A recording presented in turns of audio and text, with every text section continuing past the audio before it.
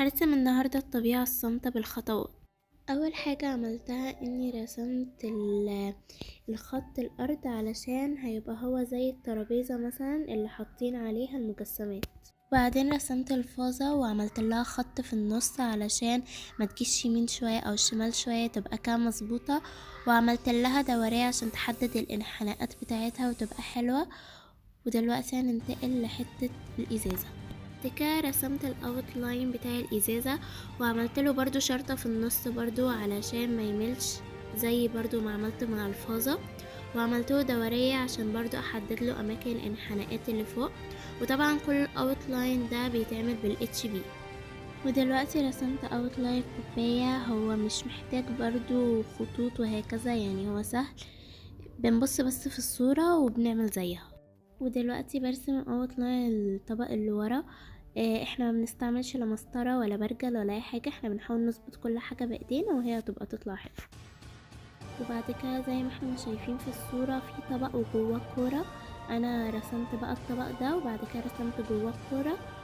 وبعد كده بقوم بقى امسح بقى كل اللي انا يعني مثلا الخطوط اللي جوه العناصر والخط الارض اللي جوه العنصر، عشان خط الارض طبعا مش هيبقى رسمينه كده من جوه العنصر، هو هيبان كأنه وراه. فالاماكن اللي فيها العنصر هنبقى ماسحين منها خط الارض او اي خطوط تانية احنا كنا عاملينها عشان تساعدنا في رسم الاوتلاين. بعد كده بقى مسكت القلم الاتش بي ورحت ظللتهم كلهم وحددت مثلا ده الظل هيبقى الغامق ده الظل هيبقى الفاتح، بس طبعا مش باينه يعني الدرجات جامد جدا. وعملت له الظل اللي في الارض بس كله على خفيف، عشان بعد كده لما نيجي مثلا نعمل بالاقلام التقيله وعايزين نمسح حاجه ما تعملش اثر جامد على الورق. وبعد كده ظللت الكورة، خليت الأماكن الغامقة بالسكس بي والأماكن الفاتحة كنت بعملها وبدرجها بالتو بي.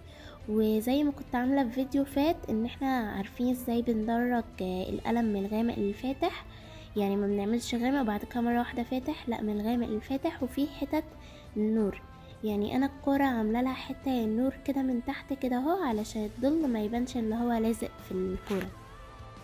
دلوقتي عملت الفازة ظللتها وعملتها برضو بالسكس بي، بس لو مثلا ما بنعرفش نتحكم بالقلم جامد جدا ونخلي مثلا الدرجة دي اغمق من التانية، ممكن نعمل الكورة بالفايف بي وبعد كده نقوم نعمل بقى الفازة بالسكس بي عشان تبقى اغمق، لان في الصورة باين ان الفازة والازازة اغمق حاجتين في الصورة كلها. وبعد كده عملت الازازة عملتها بنفس درجات الفازة، عملت التقيل بالسكس بي والفاتح بالتو بي، وعملت لها لسعات الاضاءة طبعا يعني عشان تبان ان هي حقيقية اكتر.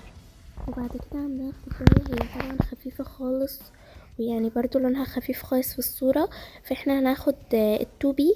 احنا بقى ندرج بقى الالوان بي بتاعه القلم الرصاص، هنخلي الغامق نحاول نتقل شويه على القلم والفاتح نخفف في القلم. ودلوقتي برضو رحت للطبق عملت نفس الكلام اللي عملته في الكوبايه بالتو بي، لان هو برضو الطبق خفيف. دلوقتي نروح على الكورة والطبق. طبعا الكورة باين جدا ان هي غامقة جدا في نفس لون الفازة والازازة، فهنعملها بالسكس بي وهنقوم ناخد التو بي عشان نعمل بيه الخفيف. هنروح بقى على الطبق، احنا طبعا باين جدا ان هو فاتح زيه زي الكوباية والطبق اللي ورا المجسم، فهنعمله كله بالتو بي، بس برضو نراعي ان في حتت تقيلة في حتت خفيفة، عايزين نعمله لسعات اضاءة عشان يبان ان هو حقيقي. طبعا لو لاحظنا هنلاقي في كل مجسم فيه ظل من تحت، بنعملهم كلهم بالسكس بي الأقرب للمجسم ونقوم ندرج بقى بالتو بي لحد ما يبقى خفيف خالص. في الاخر خالص بقى جبت بقى قلم الاتش بي ورحت عملت تقيل كده على حواف الكراسة وخفيف للقريب من المجسم، فبقى شكلها احلى. وعملت شوية خطوط كده خفيفة من تحت وكتبت التوقيع بتاعي، ودي كده الصورة بتاعتي بعد ما خلصت. طبعا لو عجبكم الفيديو ما تنسوش اللايك والاشتراك. سلام.